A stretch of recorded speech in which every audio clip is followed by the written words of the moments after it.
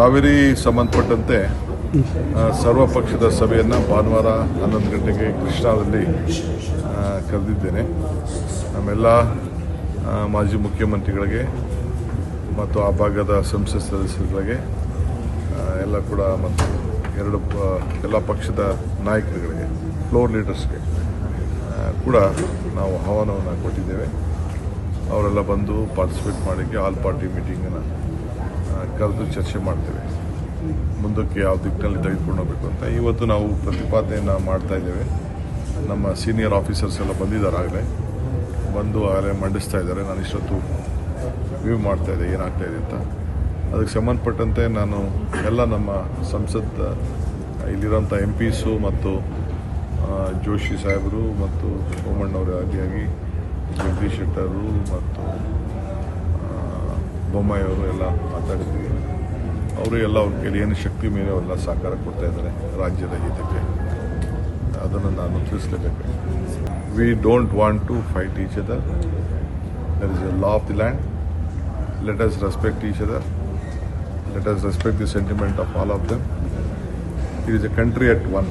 ಕಾವೇರಿ ಸಂಬಂಧಪಟ್ಟಂತೆ ಸರ್ವ ಪಕ್ಷದ ಸಭೆಯನ್ನು ಭಾನುವಾರ 11 ಗಂಟೆಗೆ ಕೃಷ್ಣಾದಲ್ಲಿ ಕರೆದಿದ್ದೇನೆ.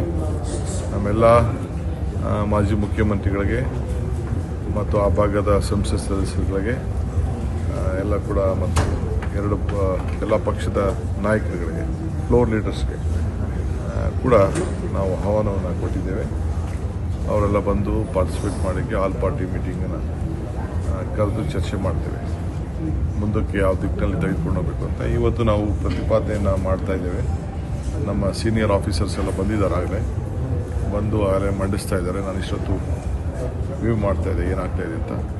ಅದಕ್ಕೆ ಸಂಬಂಧಪಟ್ಟಂತೆ ನಾನು ಎಲ್ಲ ನಮ್ಮ ಸಂಸತ್ ಇಲ್ಲಿರೋಂಥ MPs ಮತ್ತು ಜೋಶಿ ಸಾಹೇಬರು ಮತ್ತು ಸೋಮಣ್ಣವರು ಆದಿಯಾಗಿ ಜಗದೀಶ್ ಶೆಟ್ಟರು ಮತ್ತು